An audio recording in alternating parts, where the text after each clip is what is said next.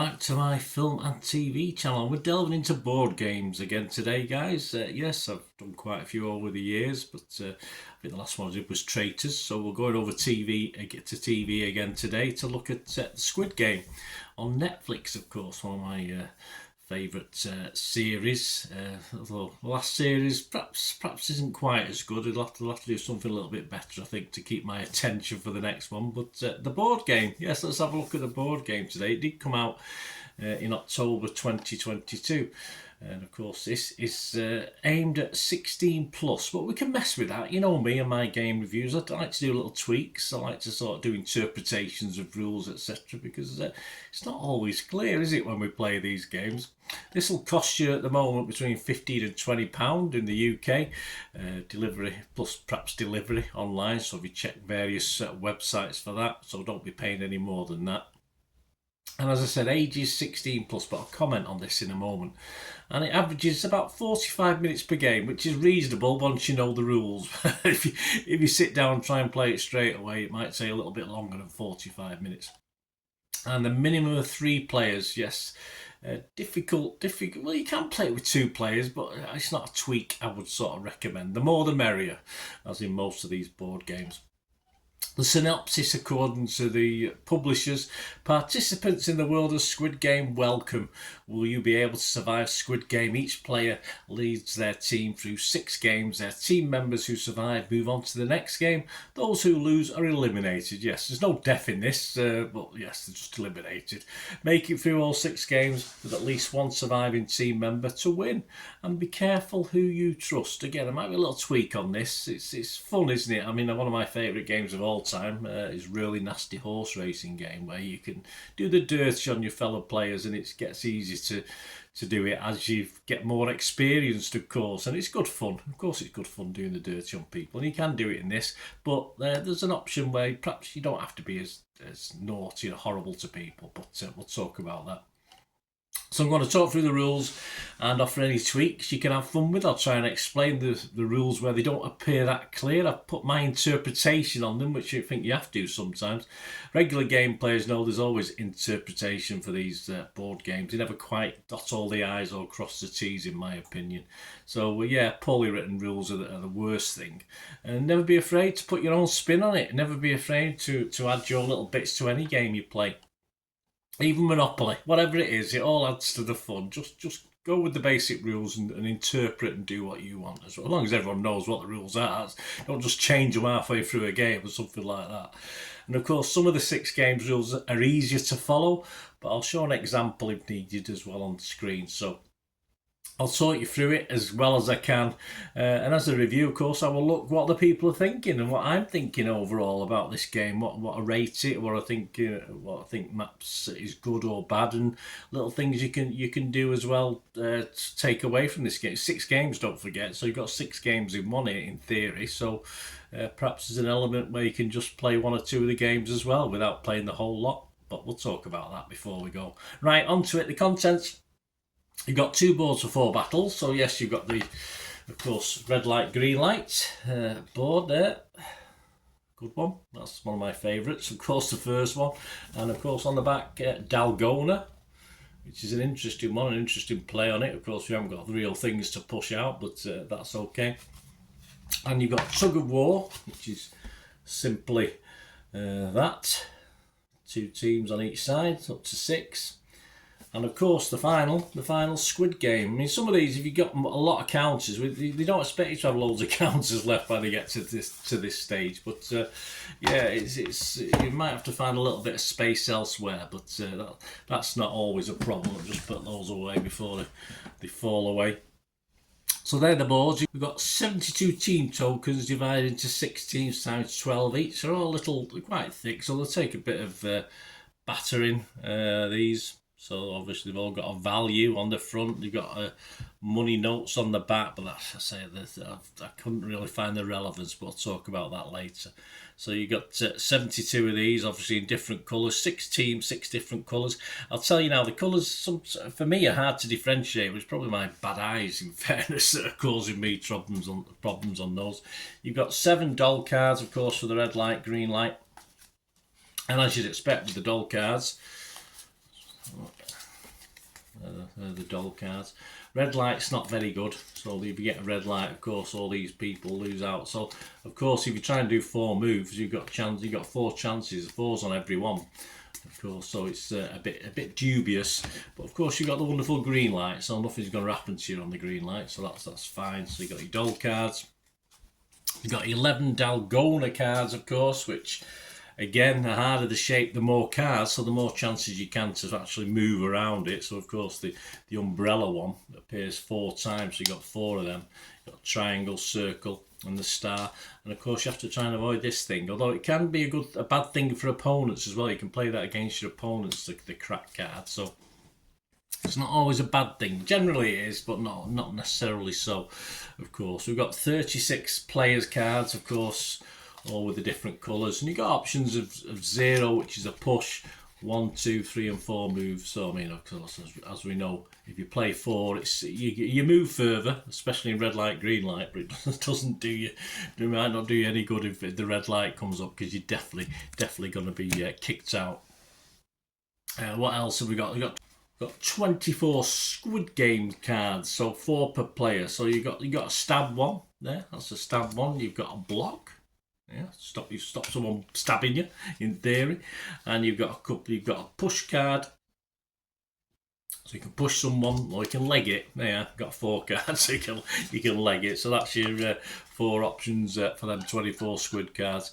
Right, as well to play the games, you've got die cut marbles. Yes, you've got 2 marbles, so you've got 4 die cut marble things. Create a marble, right? If you've got real marble, even better, but play that against a wall in your house, something like that, because you've got a little slips here you play it on. But that's one of the marbles.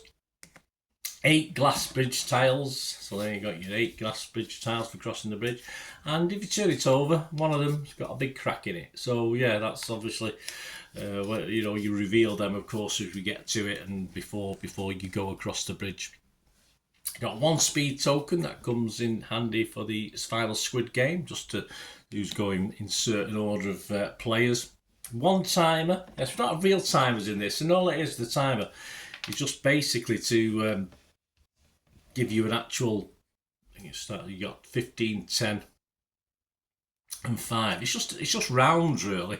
Actually, if you get used to playing the game and you do want to play with a real timer, do so, but I don't think it's necessary. It's just to distinguish which round you're at, in case you forget in all the excitement of playing the game, of course. So you've got the timers, which say just don't think you can play with a real timer. It's just little tiles that help play the game. And we've got 4 mannequin and 4 wall strips for the glass bridge game.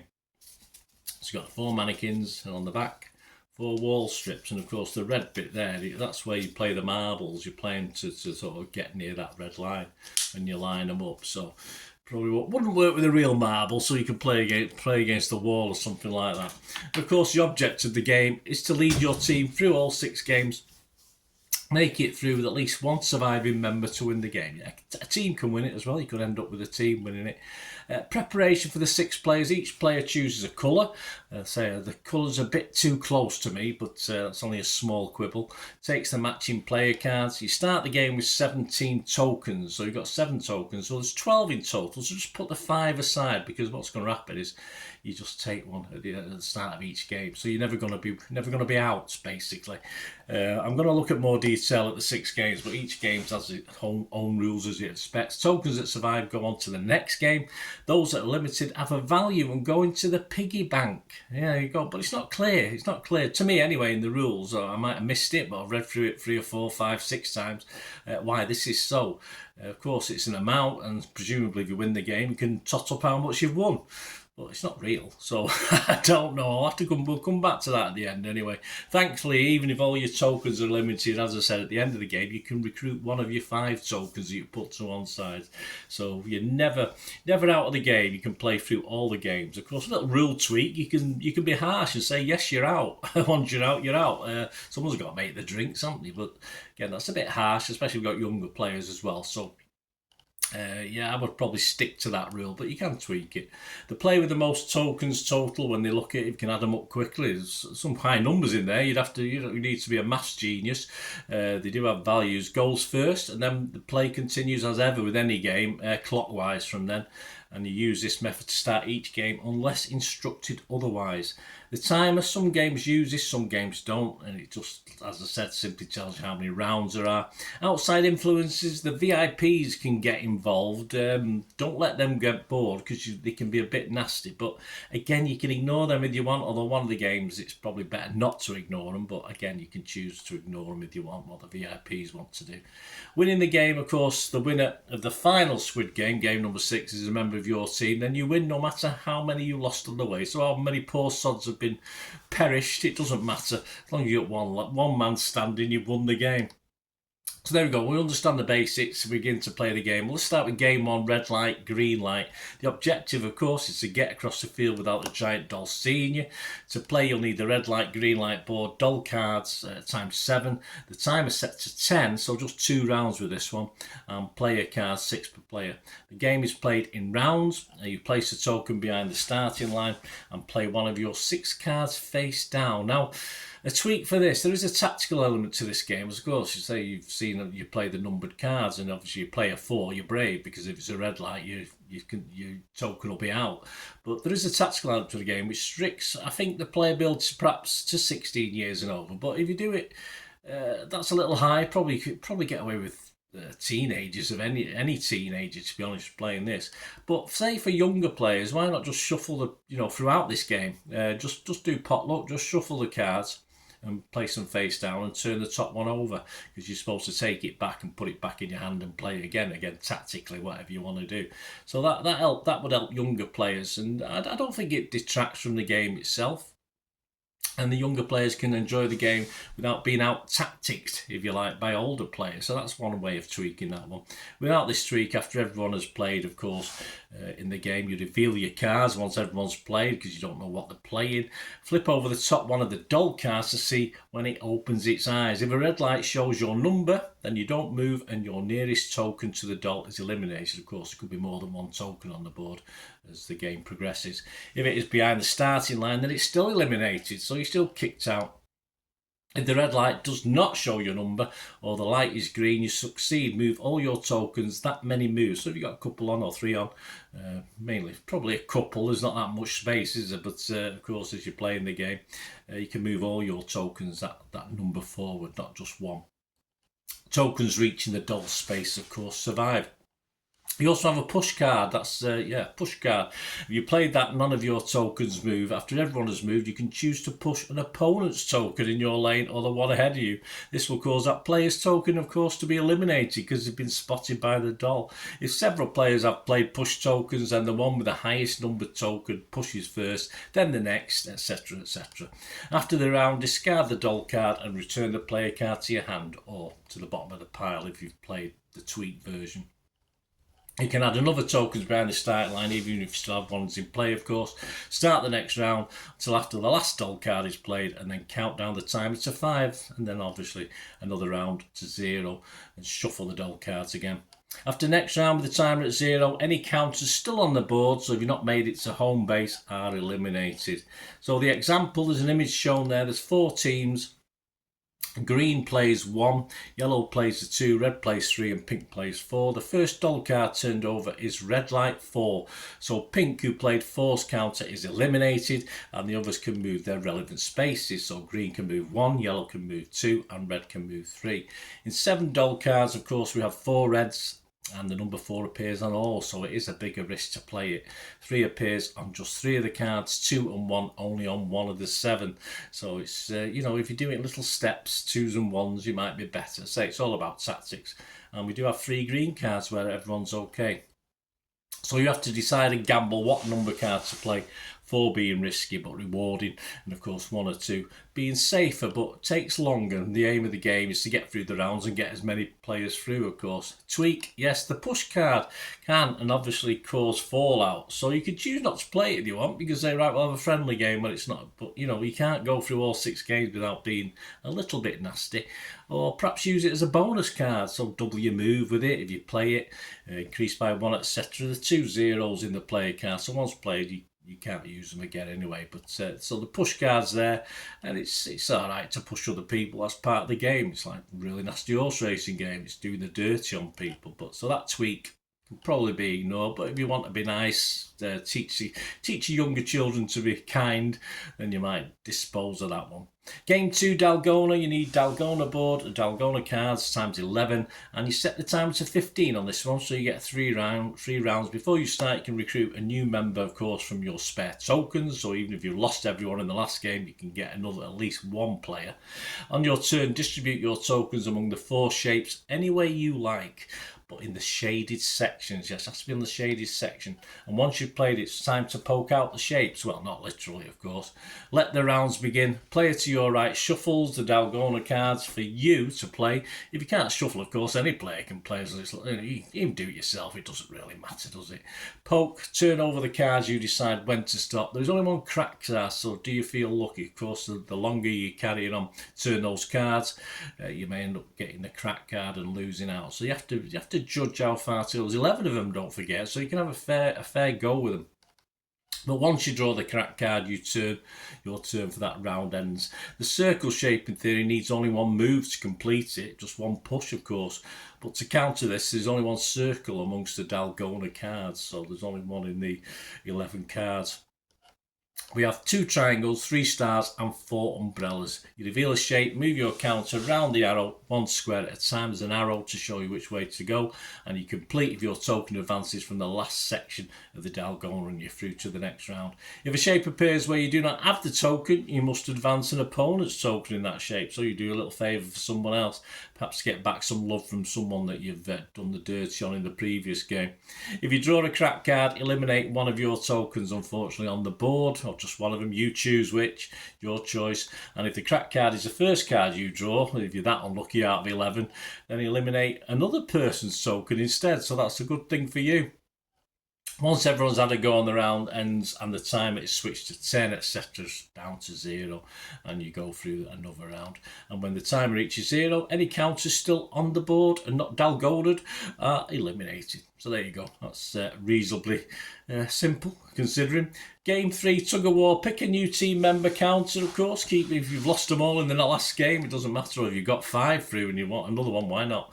Tug of war board and players' cards times 6 are needed for this. Take turns placing the token on the board. There are 6 teams to choose from, and so 3 tug of war battles. You can, of course, place tokens on the opposing side of a tug of war battle, so you can place your token on either side, to fight each other. So at least you guarantee one of them will get through them. Well, sort of. There's a VIPs might get involved in that, but basically, yes, you will have one getting through.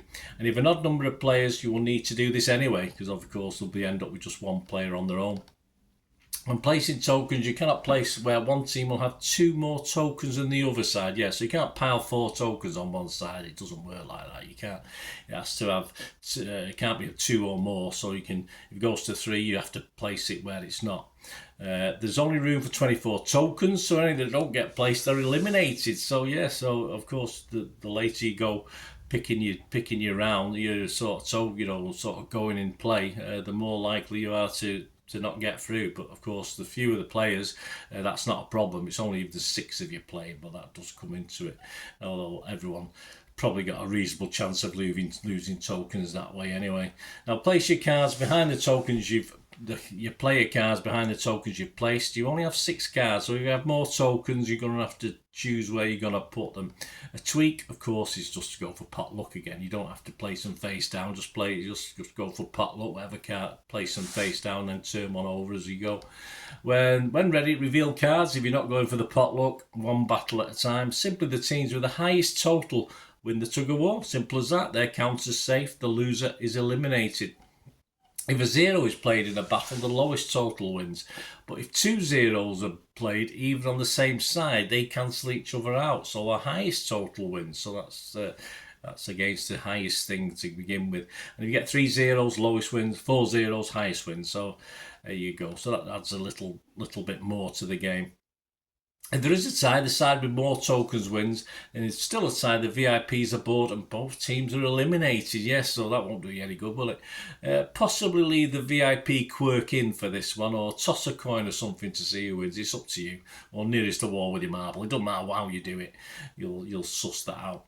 A tweak, rather than the cards, why not play your tokens face down, and when everyone has placed, turn them over and the highest total wins on the tug of war. Bit of maths needed for that one, but again, tactical play can come into it as well, because you know what number you're putting down. The others don't know what they don't know what you're putting down, but you do. Game 4, marbles. Recruit a new team member to add to your pile that you got left, or to save yourself and just have the one. You need the 2 marbles, of course. Wall strips, no timer needed for this one. Take turns placing a token on the table by itself, or pair up. Maximum 2 tokens together. If the final token can't be paired up because it's an odd number, that survives and automatically goes through to the next round. So it's better to go last on that one if you've got an odd number. You can, of course, pair your own tokens if the opportunity arises, so you guarantee one getting through. If there are 21 tokens in total, then the player who plays last will, of course, be unable to pair, so they won't have to worry about that. They can go straight through with their token. When placing tokens, the maximum in a line will be 10, of course, 10 pairs. On your turn, select a pair that contains your token. Decide whether to play odd or even, or closest to the wall, and that's the gameplay. Odd or even, what you do, you hold one or 2 marbles in your hand, and your opponent chooses odd or even. The winner's token goes through. The loser is eliminated if he guesses right. If he guesses wrong, he's out. Simple as that. And closest to the wall, lay the wall strips flat on the table with the red line furthest away from the edge. Whoever rolls their marble nearer without falling off the table wins. If you both fall off, of course, do it again. Again, loser token is eliminated. That takes us to the glass bridge, one of my favourites. Recruit a new member if you've run out. Well, recruit a new member anyway, full stop. You've run out, you've ended up with 1 token. The aim is to cross the bridge before the timer runs out. Components needed: the glass bridge, player cards, 6 per player, mannequin strips up to 4, and set the timer to 15. So there's 3 rounds for this one. Count the number of surviving tokens. 6 or less is 1 mannequin strip. 7 to 12, 2. 13 to 18, 3 mannequin strips, and 19 to 24, 4 mannequin strips. Place a relevant number of mannequin strips in a line, then place your tokens below the mannequin to claim that position. At this stage, you don't know which is in first or last. Of course, crossing the bridge, if you're in first, it's dodgy, isn't it? You don't know where the cracks are, but you won't know this, so you can't really. You have to be clever and just sort of place them proportionally along. You won't know till all the tokens are placed whether who's at the start and who's at the back. Next, each player plays a card face down, then turn them over and add all the numbers. If the total is odd, build the glass bridge to the left of the tokens. If it's even, to the right.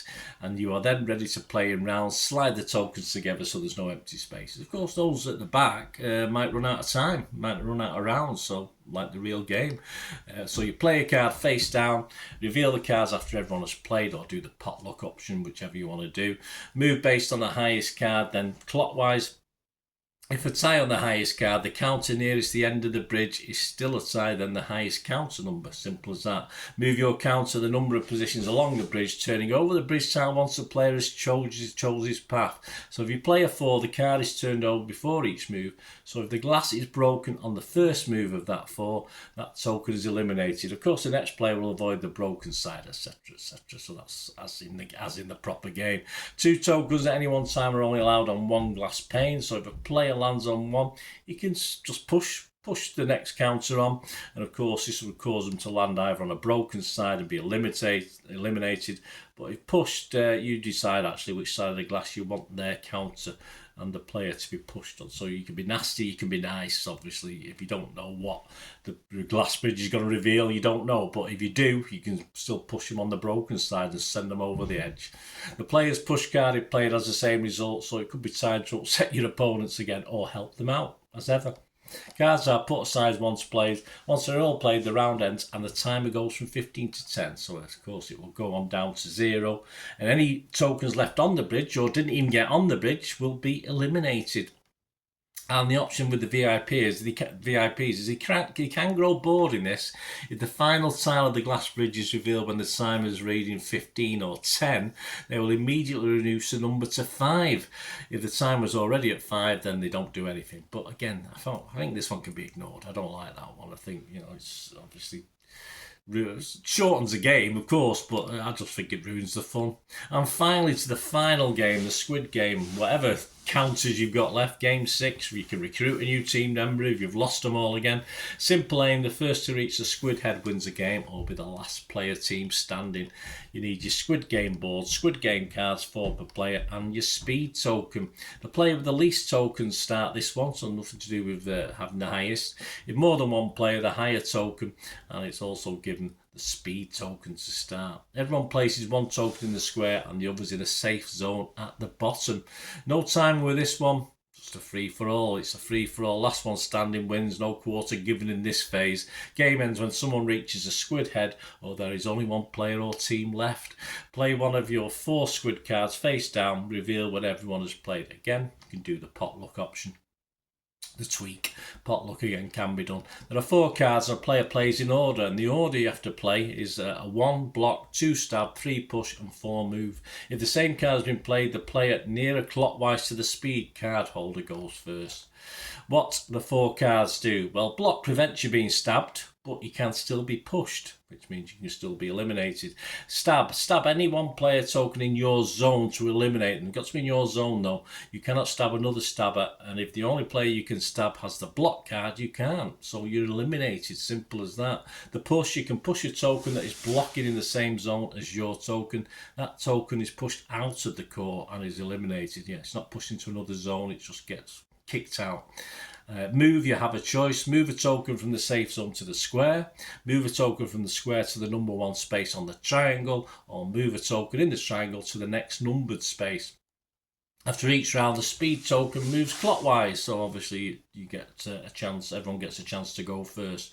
Repeat until 1 player reaches a squid head, or basically only 1 player or team is left. Example is on the screen, a 6-player game. The tokens left, green's got 2, white 1, pink's got 3, blue's got 2, yellow's got 1 and red's got 1. So block card player goes first. Only blue has played the block card, so can't be stabbed, but he can be pushed, so he has to wait his fate on this one. Next is the stab card, and white and pink have chose this card. White is next clockwise to speed token, so he goes first. White 325 decides to stab green 056, who is eliminated. White's other options will be to stab yellow 68 or red 349. Again, who do you like, who you don't like by this stage? Remember, blue is blocked and cannot be stabbed, so you can't do them anyway. And they cannot stab anyone in the safe zone or the triangle zone. It's just not their zone. Pink 21 can only stab blue 240, but remember, this blue is also blocked and cannot be stabbed. So pink 21 has no option but to be eliminated. They can't do anything. Next is the push card, and 1 yellow has played this. They decide to push and eliminate blue 067, who again can be pushed, but of course he can't be stabbed, but he can be pushed, so he goes out. Yellow also had the option of pushing and eliminating red 349 and white 325, but obviously blue had annoyed them, so it's as simple as that. To complete the round, next is the move card. Green and red both played this one. Green first, as he has a speed token, of course. He has lost 56 earlier, so only option is to move 107 out of the safe zone and into the square, and that ends his move. Red can now move to space 1 in the triangle zone, so he's on the home stretch, but that doesn't mean you're going to win it. The skill is knowing when to play your cards. You decide before a new round. The tactics are a big thing in which of the 4 cards to play, and those with more counters at this stage have a distinct advantage, but it's not all over yet, even if you've only got 1 counter left. Again, the potluck element takes away some tactical play, but for me, just adds to the fun and lets a younger player play as well. And there you have it, guys. You soon get the hang of it. I say it's you read it through a couple of times. Playing the game helps, of course it does. It's the sort of game that even when you're practicing, it's not going to get boring. A nice mix of tactics and luck and nastiness or kindness for me in this one, but we're warm. When it comes to the crunch, you've got to be nasty to win. It's as simple as that. So you can't be nice when it gets to the final Squid Game. And playing the tweaked version, allowing younger players to me, is just as interesting and much fun as the original version. To say, if you take away some of the tactical element, as I say, some of the don't mean your tactics are right anyway. It's always aimed at slowly catch your monkey. Used to be the old saying, didn't it? It's always aimed at the hare and the tortoise. It's all right playing the high cards, but perhaps it's better to play the lower cards, but hey, it's always a bit of potluck as there is in any game. I did find the colours, as I said, a bit similar, so I need good lighting to differentiate when playing. A 6-colour selection could have been much better than what we get in this, in fairness. Also, although the counters, according to rules, put in a piggy bank and have a value, we're told to flip over to reveal the money side, but there's no apparent reason for this apart from how much you've won. It doesn't really matter, does it? So how about this for a tweak? How about a second game when a player has been responsible for another player being eliminated? Why don't they keep the token at the end of the game, add up the value of any tokens they've kept, and the player with the highest total wins a secondary game, a sub game if you like. So you get 2 winners. It won't necessarily be the same as who's won, so why not? The overall game, a bit of an additional bit of fun, so we can have 2 winners rather than 1. I like this game, but I don't love it, but you can get reasonable use out of it. Unlike the really nasty horse racing game, there's a fun element of doing the dirty on your opponent so you can help your favourite and be kind. But then again, where's the fun in that? Of course, the beauty of this is you have 6 games. If you have a favourite or 2, you can just play them to win it. You can just play the Squid game or just play green light, red light, whatever.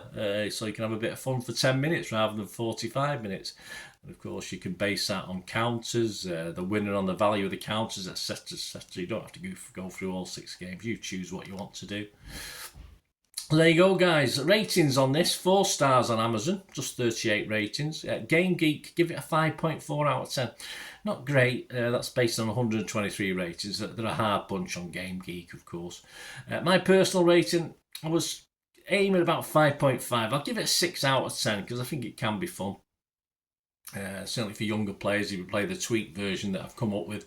And let me know any tweaks you've made or anything you thought was wrong or right, or let me know if you're struggling with anything and I can give you my interpretation of what's going to go on. So I hope you enjoy this long look, sorry for the time, but it's quite a deep game. This game, Squid Game, based on the Netflix series. So please leave us your comments. Leave us your thoughts. If you like what I try and do on the channel, give us your support, guys. Always been much appreciated. And to do that, all I ever ask is you keep watching and listening. Guys, if you watch the ads, on this, YouTube ads, that helps in a very little way, but it all helps. Watch the pennies and pounds look after themselves, they say, don't they? Or the pennies or the 10p's look after themselves. But if you watch the ads or follow the links on the ads as well, that's always a nice way to support the channel if you sort of hang on for it. I've done that. I watched other people's and followed the ads, just something I fancied, which does happen from time to time. Of course, you can support me by pushing that subscribe button as mentioned earlier, and that's of course pressing the button so you know when these vlogs are coming out. And of course, I'm always interested in your opinions, and of course, if you can give us a like, that'd be wonderful as well. So thanks for watching, guys. Hopefully I'll join you very, very soon with something else. Until we meet again, I'll never ask one thing, don't I? Please stay safe, everyone. Bye for now.